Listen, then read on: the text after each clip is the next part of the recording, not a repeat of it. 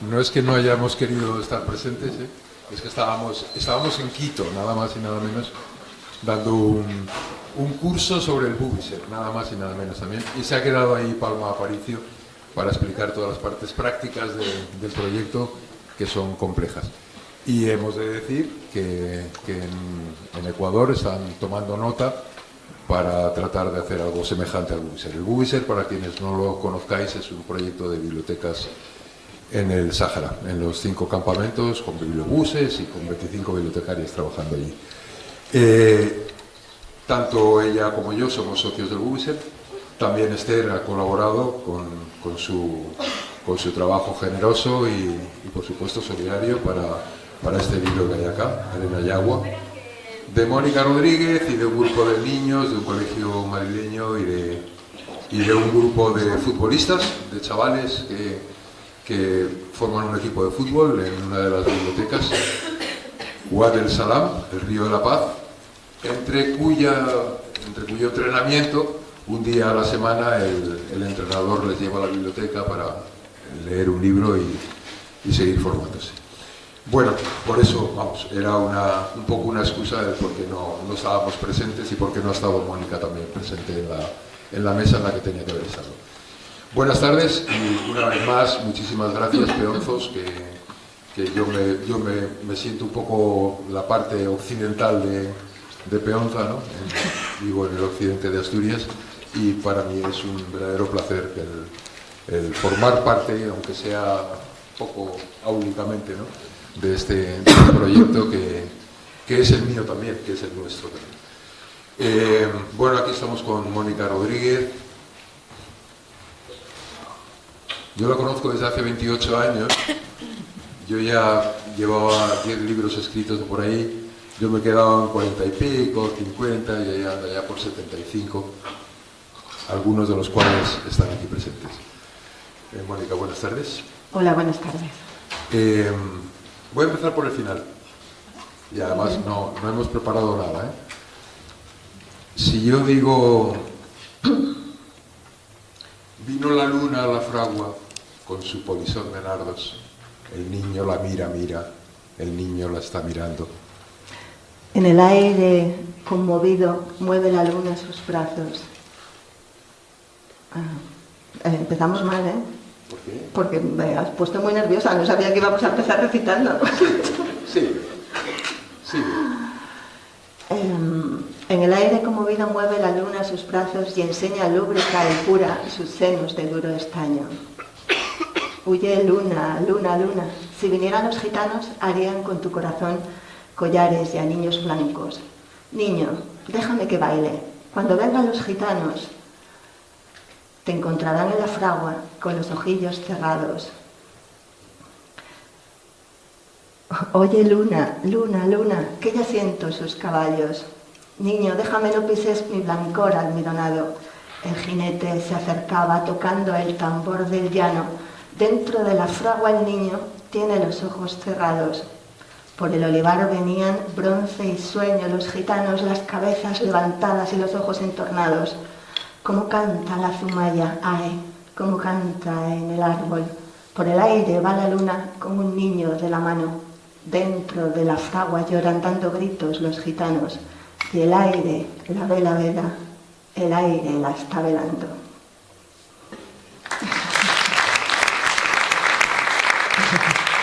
Esto ha sido tradición, ¿no? Yo he aprendido 4 versos, ella se ha aprendido el romancero gitano completo. Esa es la diferencia.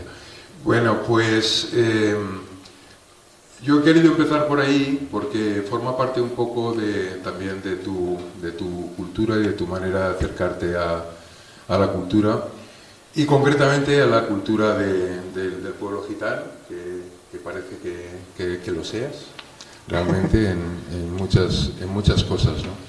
Y bueno, no es que quiera que hables ahora de Nara, pero sí que nos contarás un poco porque parece un poco aventurero, ¿no?, lo de aprenderse el romancero gitano, pero hay una razón. Quería empezar por esa razón.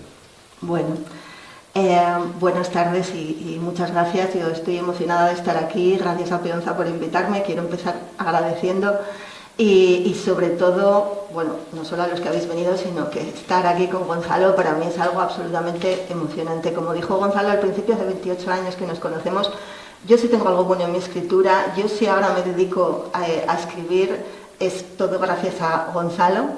Cuando yo hace 28 años empezaba a escribir, regular, por no decir mal, conocí a Gonzalo y él con una generosidad impresionante empezó a leer todo lo que yo escribía y me animó a que me lo tomara en serio, a que, bueno, que todavía es verdad que me quedaba mucho, que tenía que leer, que tenía que corregir, que tenía que vivir, porque para escribir también hay que vivir, ¿no?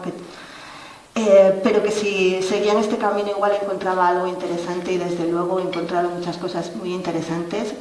Y bueno, he tenido esa fortuna en mi vida de coincidir con Gonzalo. Si hace 28 años me hubieran dicho vas a estar un día con la revista Pienza, que ya existía porque va a hacer 40 años, ya llevaba mucho largo recorrido, hablando, pues no me lo habría creído, ¿no? Que estuviéramos hablando los dos como escritores aquí, ¿no? Pues, así que me siento muy afortunada, muy feliz de poder compartir con vosotros y con Gonzalo esta tarde. Es difícil porque ha sido y está siendo absolutamente maravilloso e intenso todo lo que he estado escuchando y recibiendo en estos 2 días. Es impresionante, tan diverso, pero con todas sus diferencias, tan profundo siempre y tan honesto siempre, tan de verdad, ¿no? Lo que decía Antonio Ventura esta mañana, la verdad que hay detrás del trabajo de cada uno de los ilustradores, de los escritores, de los narradores, de las narradoras, de las escritoras, de las ilustradoras, pues es asombroso. Y ya dicho esto, me voy a Nara. Nara es un libro que bueno, escribí primero porque descubrí que el primer bibliobús, que quizás esto no lo sabéis, pero el primer bibliobús que hubo en España lo fletó la Generalitat durante la Guerra Civil para dar de leer a los soldados en la batalla del Ebro, durante la batalla del Ebro. Era un bibliobús que iba hasta el frente, a los hospitales de sangre, y en ese bibliobús solo había mujeres, porque las bibliotecarias eran mujeres, solo podían estudiar biblioteconomía mujeres en aquella época.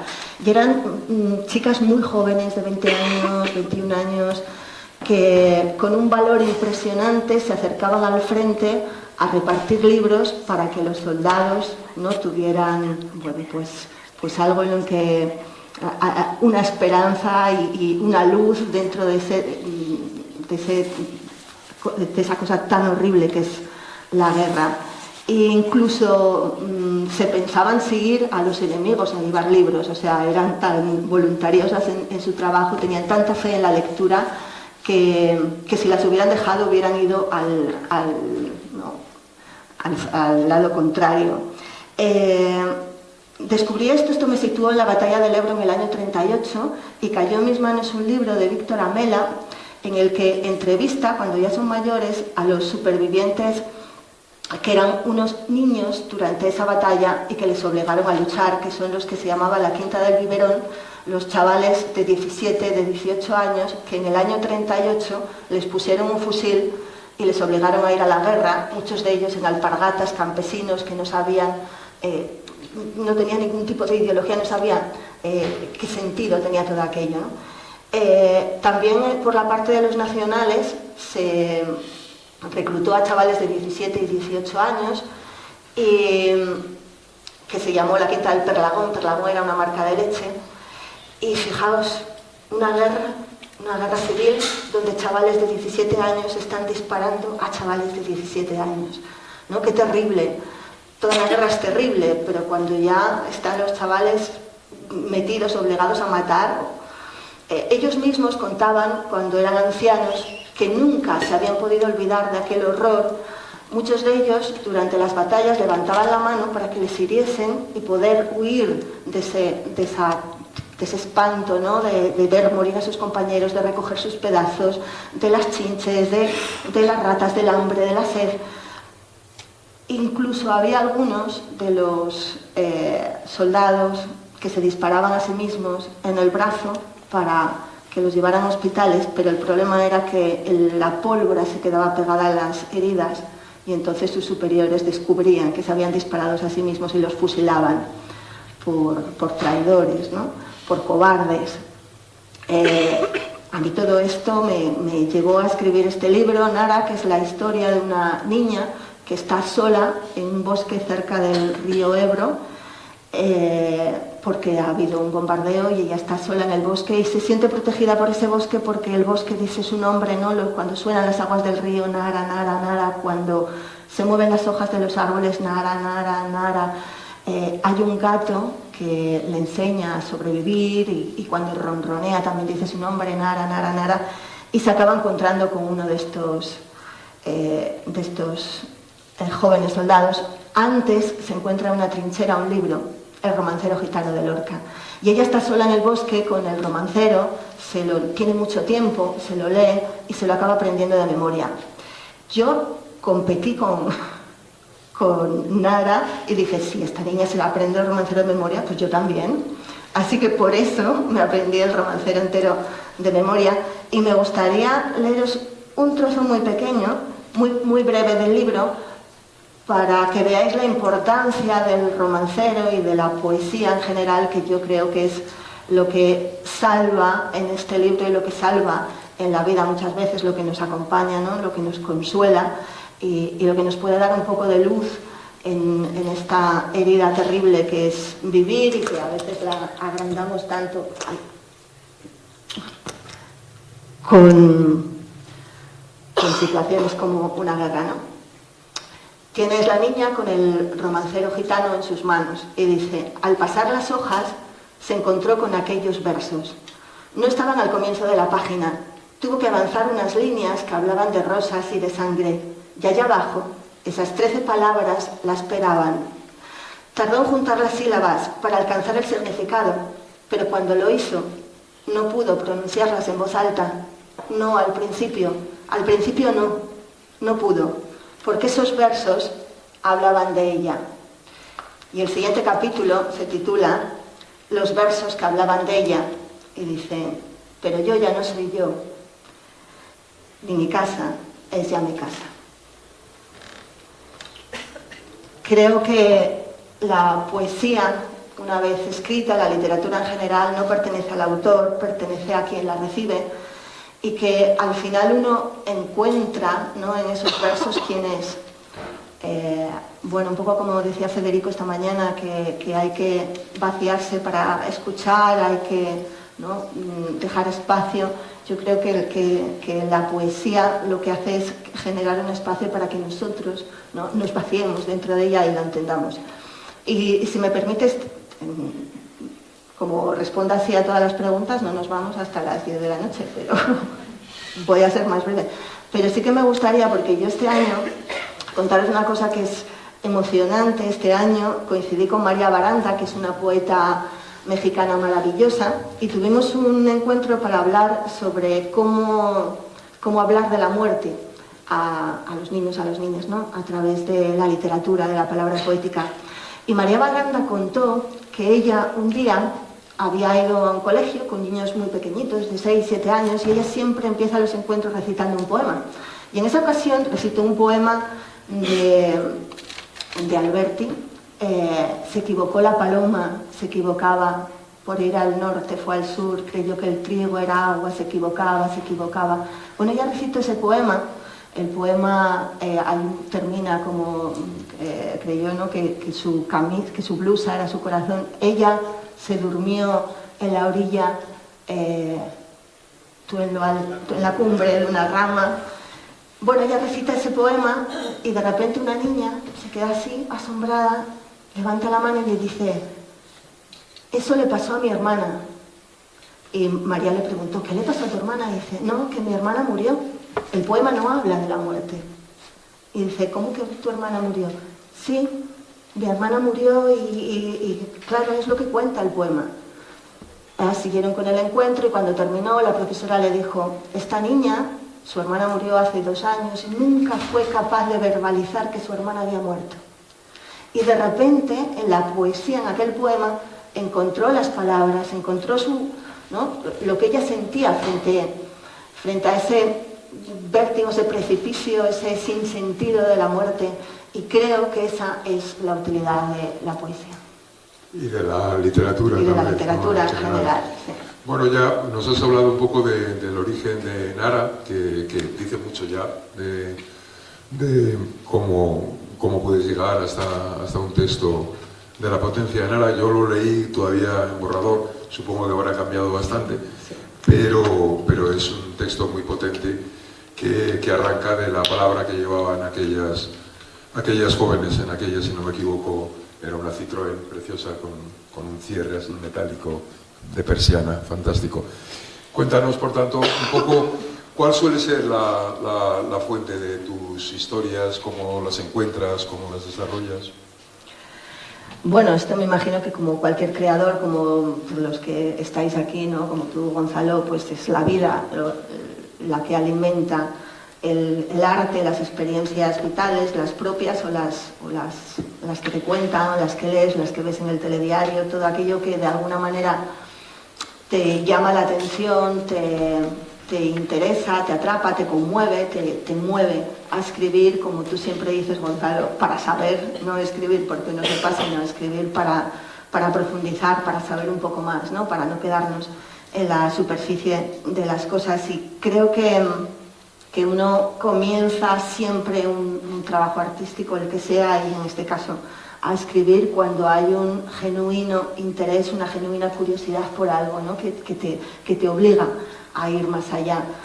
Como decía, creo que fue Estrella ayer, ¿no? De esos que decía, creo que Mary Oliver, estar atento, asombrarse y contarlo, ¿no? Creo que esa es la base de cualquier disciplina artística. Y si tuvieras que elegir uno de tus 70 y pico libros, que no lo sabe ni ella cuántos,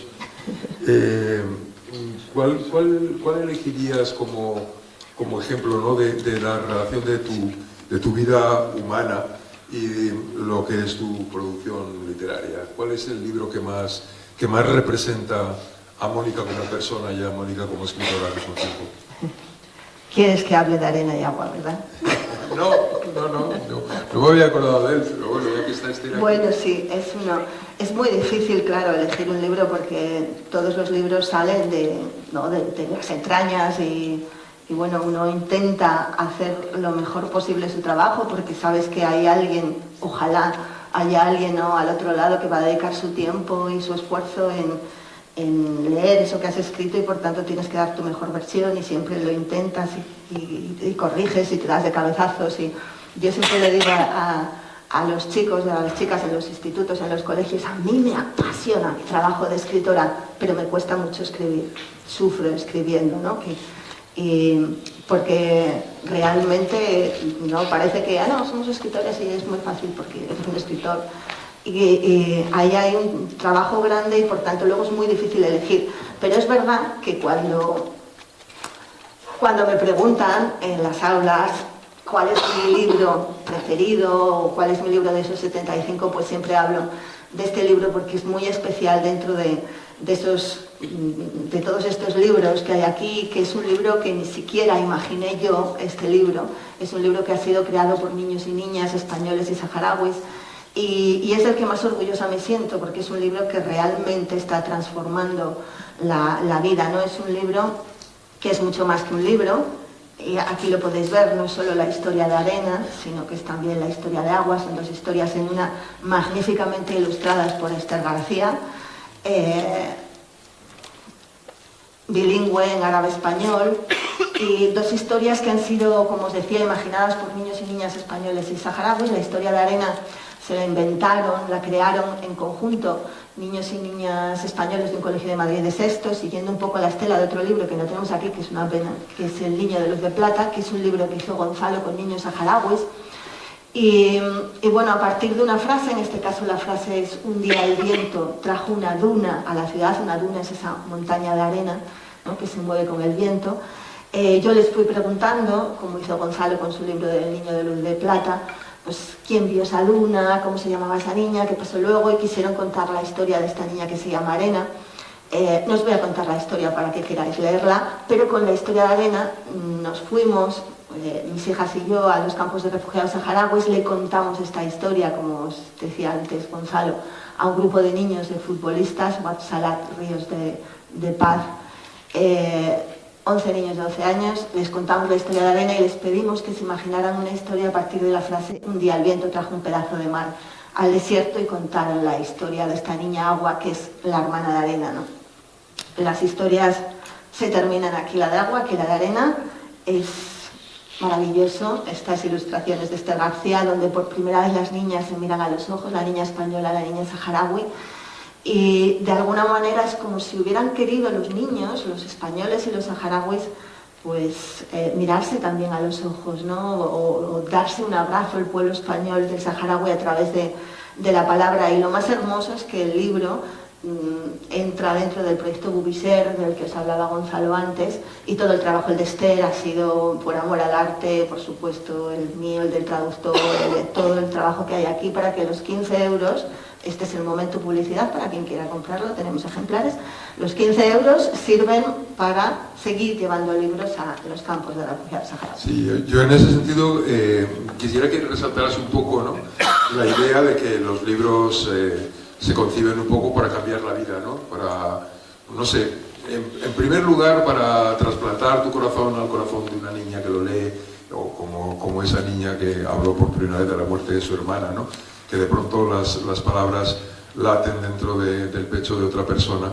Y yo creo que esa es la principal función del escritor, ese trasplante de corazón. Pero al mismo tiempo es verdad que hay libros que cambian la realidad, ¿no? Y en ese sentido es que Arena y Agua es una biblioteca, porque ahí veis un trozo de cartón y de papel, y el trabajo de Esther, y el trabajo de Mónica, y de su Lula, que fue el que lo tradujo, y el del Imam, y el de Del Vives, que nos prestó su maquinaria para fabricar el libro. Pero al mismo tiempo es verdad que sí, que es un trozo de cartón y todo eso, pero que es en esos momentos, si miráis ese libro, estáis viendo una biblioteca en uno de los campamentos, concretamente en el Ayun. El campamento del Ayun tiene biblioteca gracias al dinero que hemos recaudado con ese libro. ¿Cuál crees tú entonces que es la función de los libros? ¿Solamente esa función emocional del trasplante de corazón o tiene alguna otra función la literatura? Bueno, yo creo que tiene muchas funciones, ¿no? Y ninguna, quiero decir, no tiene por qué tener ninguna función y tiene a la vez muchas funciones. Yo creo que la literatura es una conversación entre generaciones, también entre la historia. También lo contaba ayer Estrella, ¿no?, cuando nos habló de ese poema sumerio de hace 5000 años. Yo muchas veces en los colegios les recito un poema de amor a los chicos y a las chicas, ¿no? Les pongo en situación, es una mujer que está enamorada de otra mujer y de repente está hablando con un hombre y empieza a recitar: me parece igual a los dioses el hombre aquel que frente a ti se sienta, que a tu lado escucha, mientras tú dulcemente hablas, lo que a mí el corazón en el pecho me arrebata. Te miro y no puedo decir ya palabra. Al punto se me espesa la lengua y un sutil fuego corre bajo mi piel. Por los ojos nada veo, los oídos me zumban, me invade un frío sudor y toda entera me estremezco. Más que la hierba pálida estoy, que apenas distante de la muerte me siento infeliz. Y yo les recito este poema y luego les pregunto: ¿os ha gustado? ¿Os habéis sentido reconocidos? Reconocidas en este amor, en este desamor, ¿no? Porque a mí sí que me ha pasado muchas veces, ¿no? A la persona que amo la veo hablar con otro y entonces ya les digo: pues ¿sabéis quién lo escribió? Una poeta llamada Safo hace 2700 años, ¿no? Y se quedan impresionados. Digo, lo que acabamos de hacer es meternos en el corazón de una mujer que vivió hace 2700 años. Hemos sido una mujer que vivió hace 2700 años.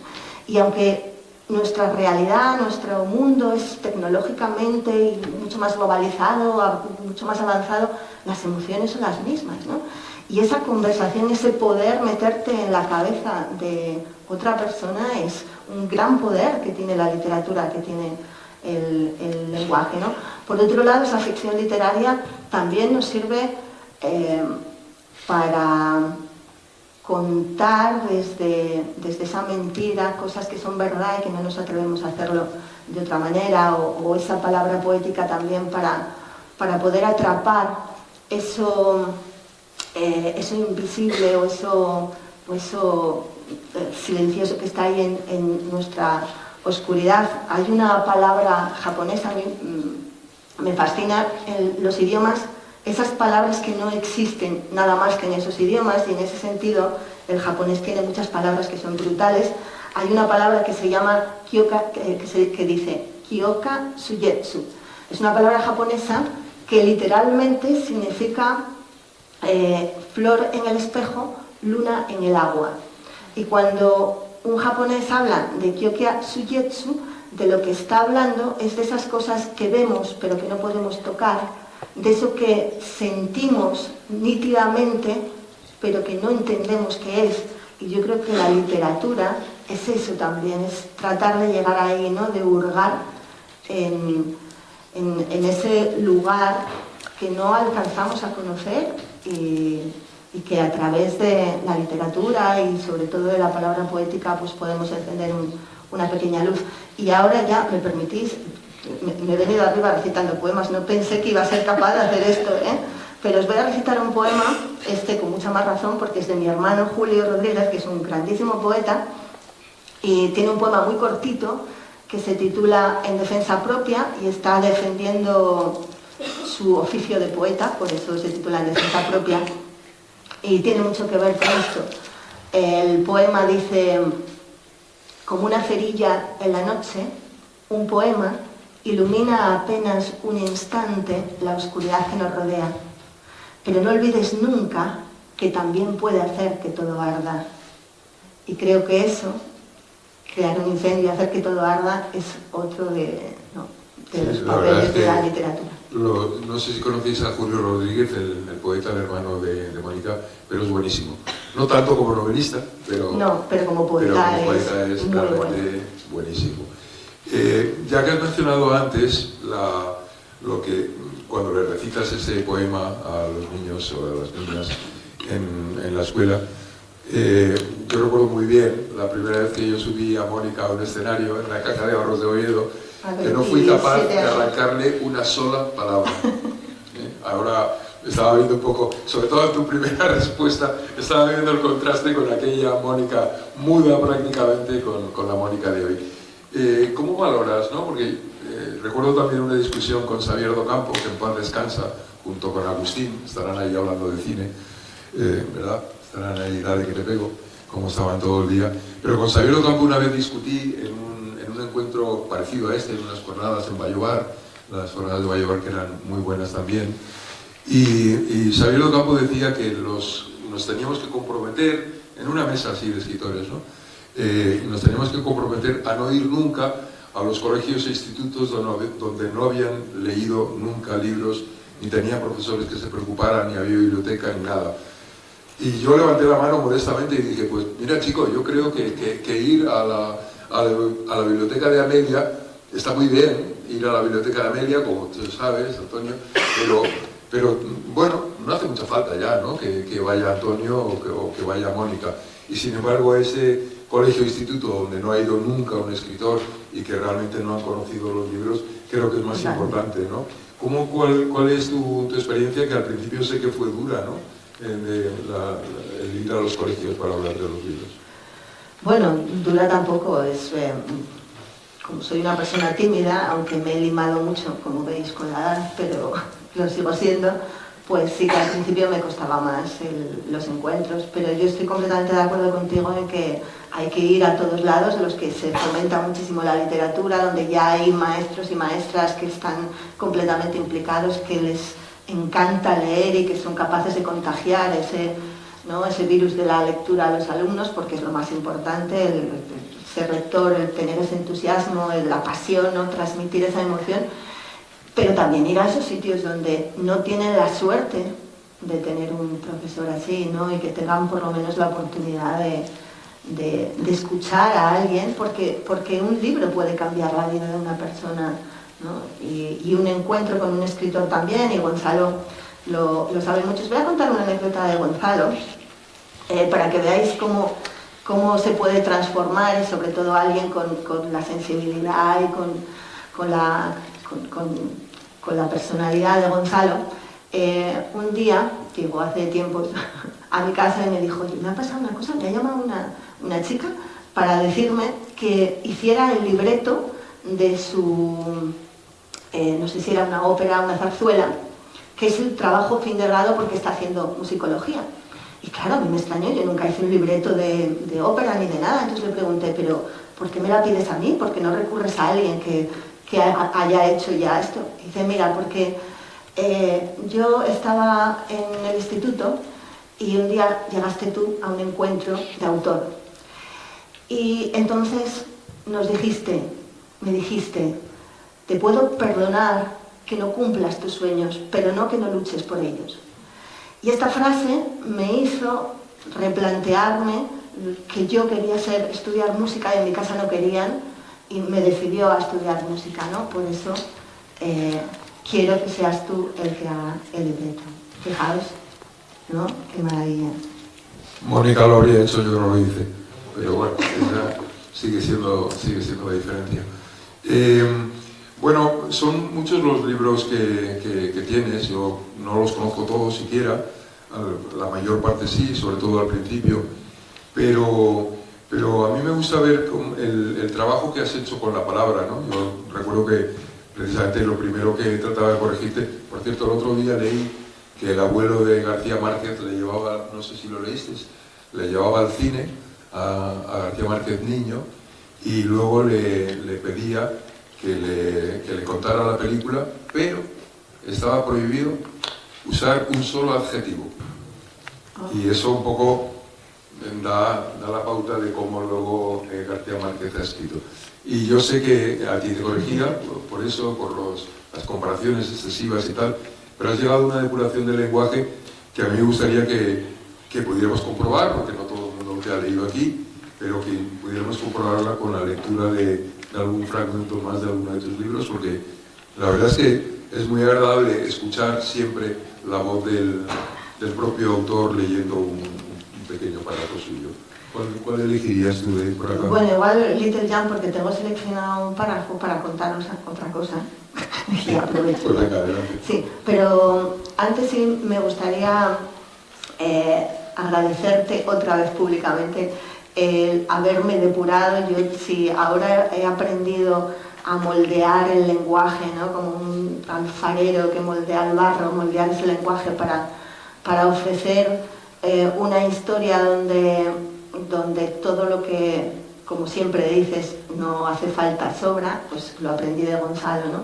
Aprendí sobre todo a contar las cosas no solo con palabras, sino con silencios, y creo que eso es, precisamente en ese silencio donde radica la literatura, ¿no? Donde de verdad después como lectores nosotros vamos a entrar a ese vacío de la literatura.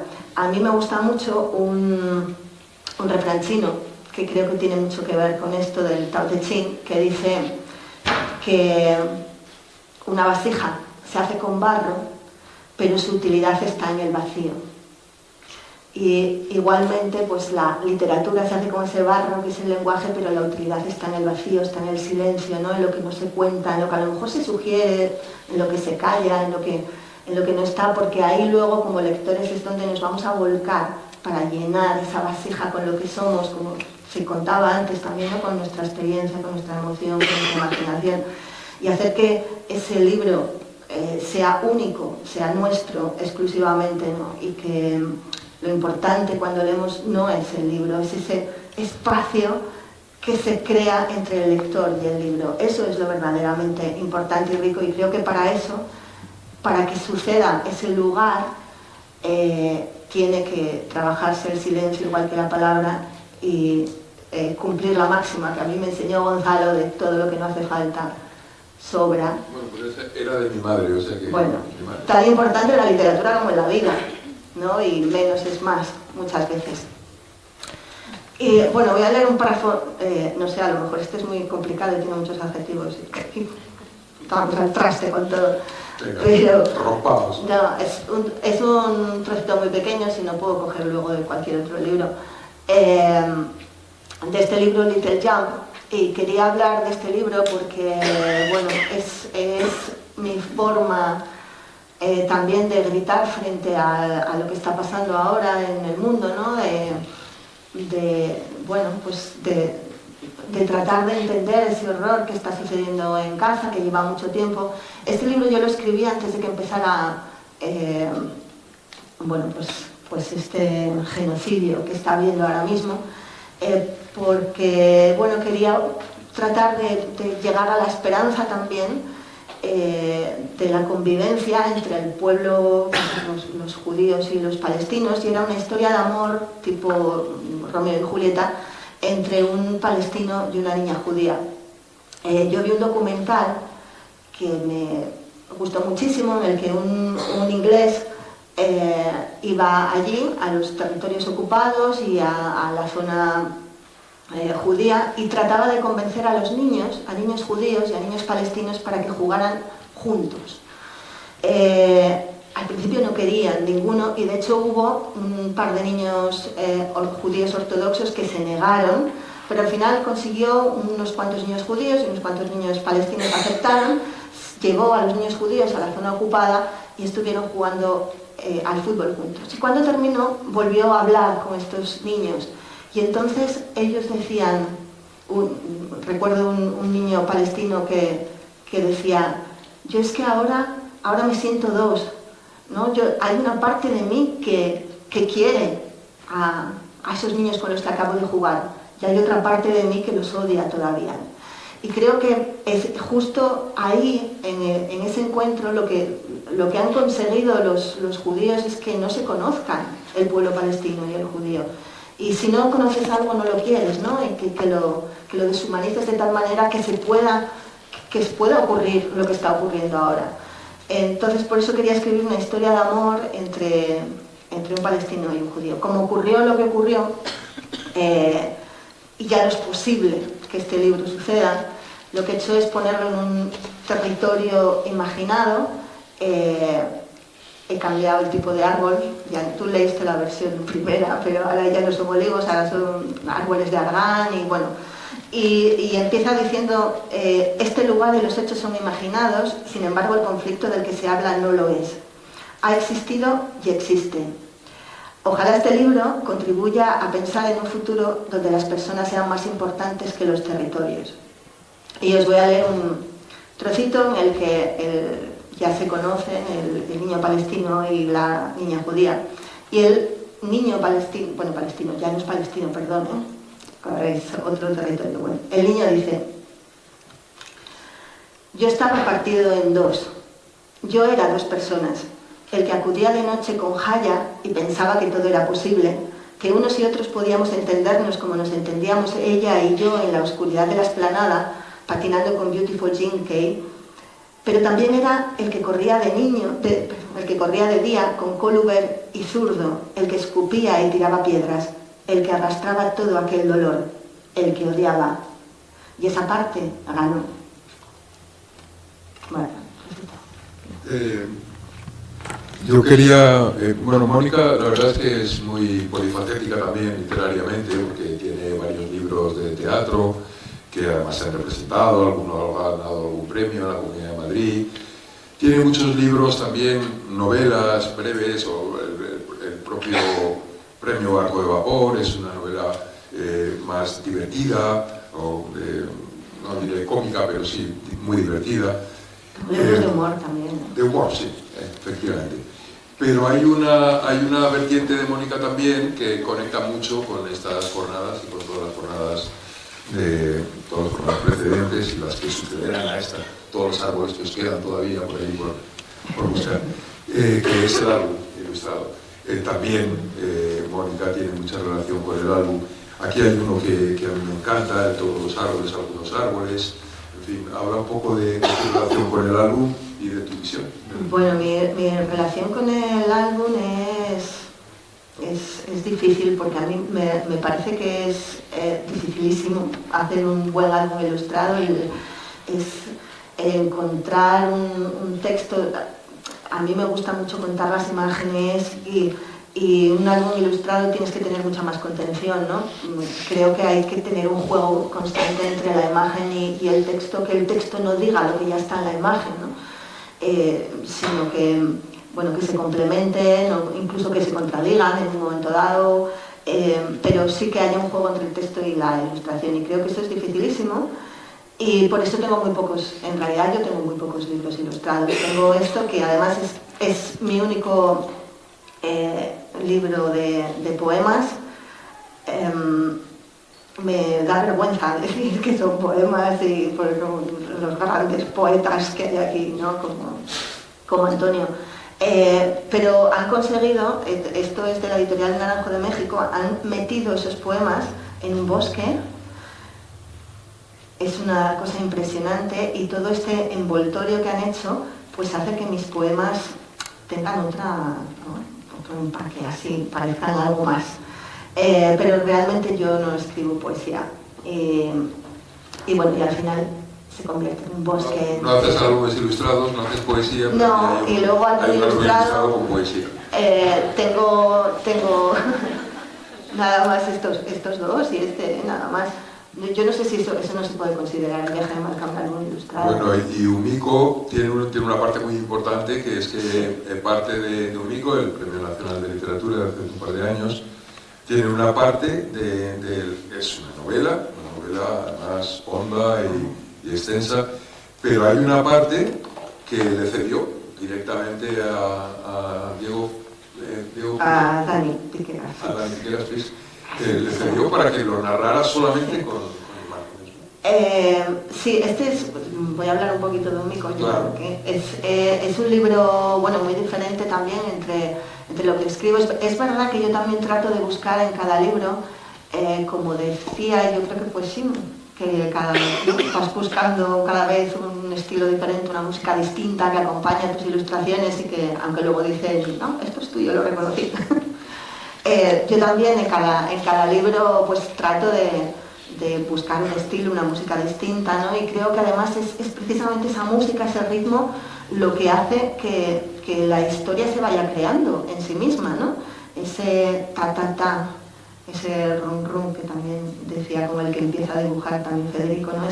Ese ritmo es el que te lleva a la siguiente palabra, lo que decía Virginia Woolf, ¿no? La ola en la mente, esa ola que estalla y te trae la siguiente palabra.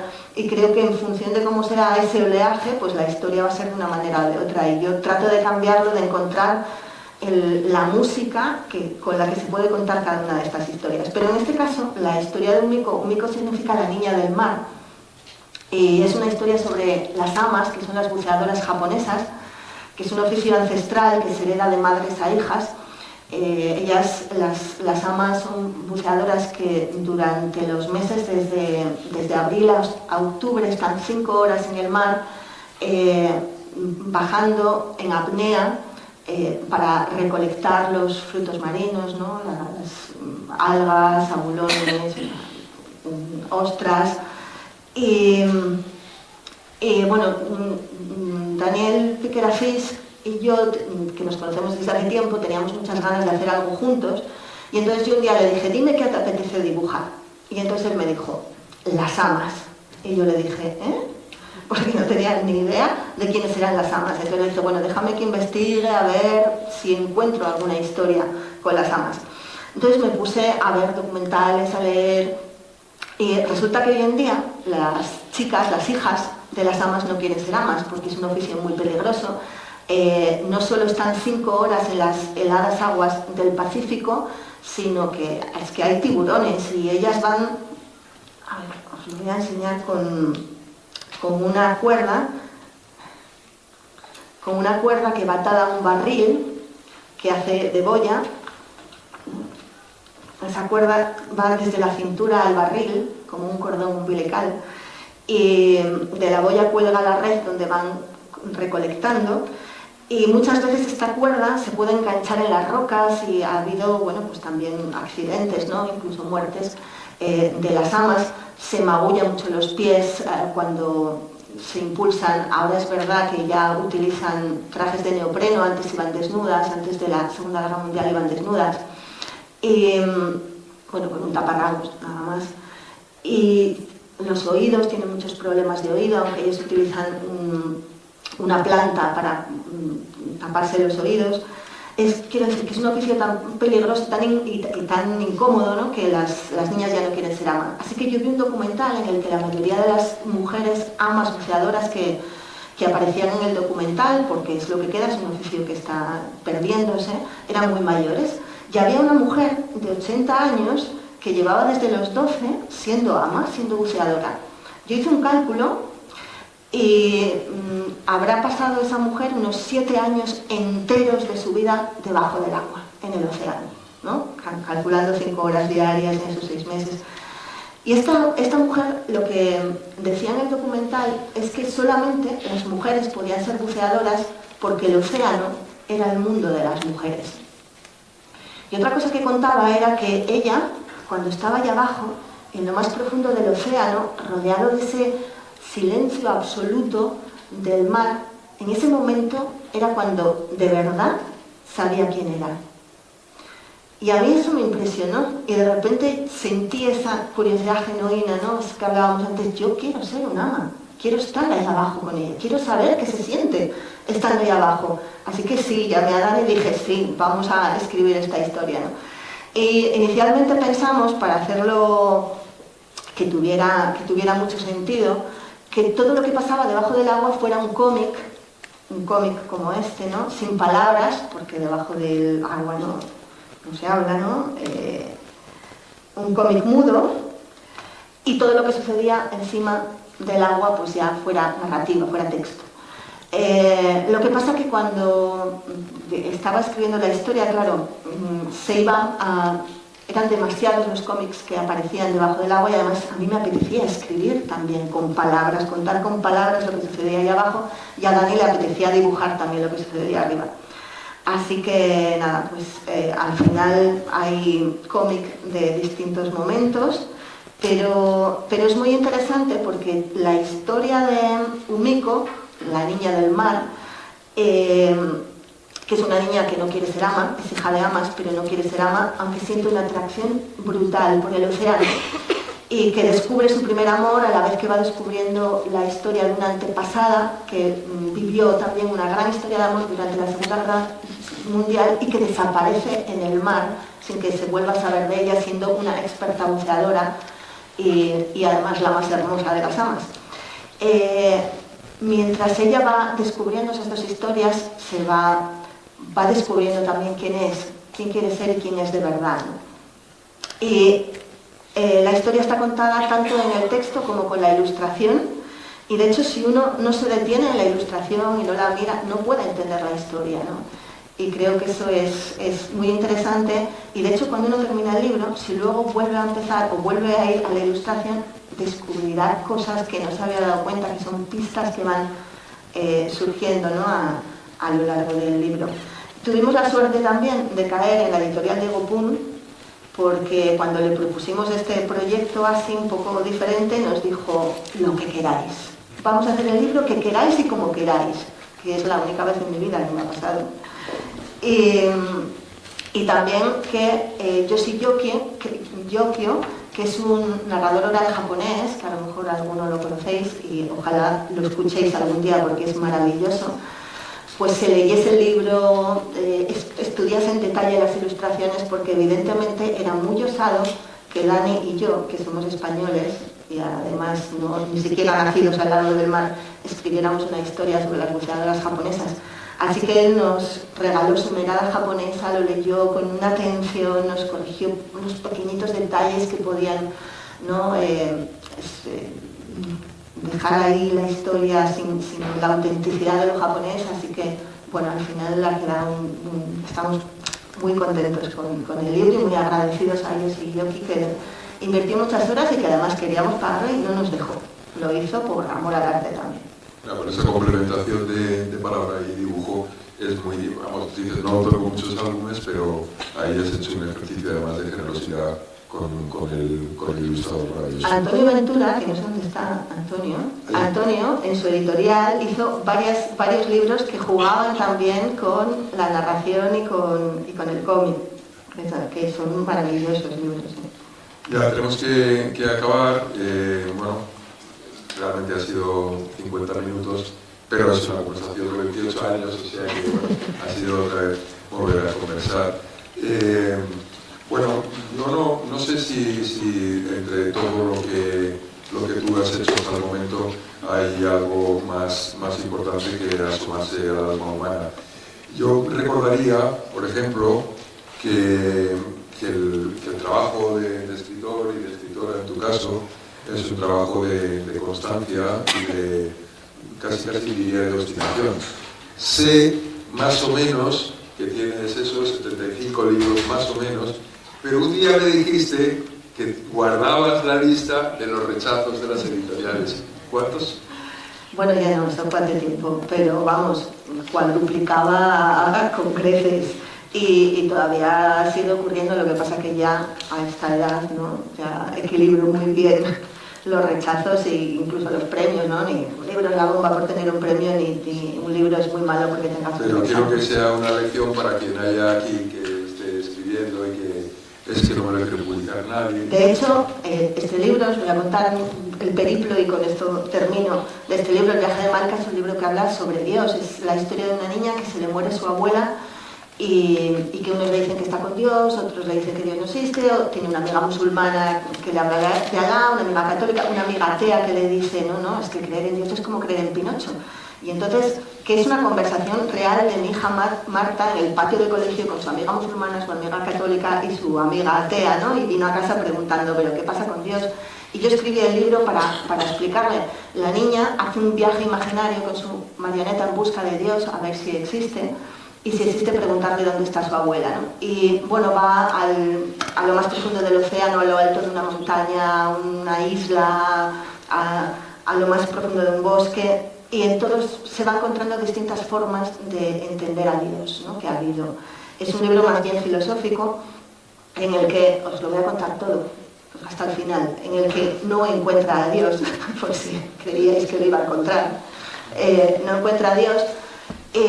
Y la madre le pregunta al final, bueno, ¿qué ha pasado? ¿Has encontrado a Dios? Y dice, no, ¿y qué pasa con la abuela? Y dice, pues que tampoco la encontré, pero he sentido que me acompañaba, ¿no? Entonces la madre le dice, bueno, cada uno tendrá que decidir si cree o no cree en Dios, ya que no es posible encontrarlo, y vamos a hacer una tarta con la receta de la abuela y ahí termina el libro. Bueno, os cuento esto porque yo este libro lo mandé a un montón de editoriales españolas y todas me lo rechazaron con buenas palabras, no, el texto está muy bien, no, qué diálogos tan interesantes, no, qué profundidad filosófica, pero a los niños no les interesa el tema de Dios. Y yo cuando voy a los colegios me encanta contar esto porque cuando les digo, y aquí las editoriales me dijeron, a los niños no les interesa el tema de Dios, se enfadan. ¿Cómo que no? A mí me interesa mucho. Pues a mí también, pues yo el otro día estaba pensando que si Dios es impresionante, ¿no? Y al final, 4 años después de escribirlo, lo mandé a la editorial El Naranjo, que tardó 2 años en contestarme, pero que finalmente lo publicó. Y de hecho, bueno, ganó un White Ravens el libro. Y este año, que han pasado, yo no sé cuántos años han pasado ya, pero igual 9 años o bueno, un montón de años, ya Diego Pun lo ha publicado aquí en España y ahora por fin, por primera vez, se puede encontrar en España. Los que estáis escribiendo y tenéis rechazos, que estáis empezando, ¿no? Pues muchas veces ese no de las editoriales no es por la calidad del libro, es por el interés de esa editorial, pues no hay muchos otros motivos, así que no hay que desanimarse, hay que tener fe, e insistir, pero también escuchar, porque a veces tienen razón y el libro no vale, y hay que corregirlo y hay que darle vueltas, ¿no? Yo le mando muchos libros a Gonzalo, bueno, todo lo que escribo pasa por las manos de Gonzalo. Y muchas veces me dice, oye, me ha encantado tu libro, pero el final es una mierda. Y siempre tiene razón. Y cambio el final, ¿no? Algunas veces. Bueno, pues esta es Mónica Rodríguez, señoras y señores. Muchas gracias, Gonzalo.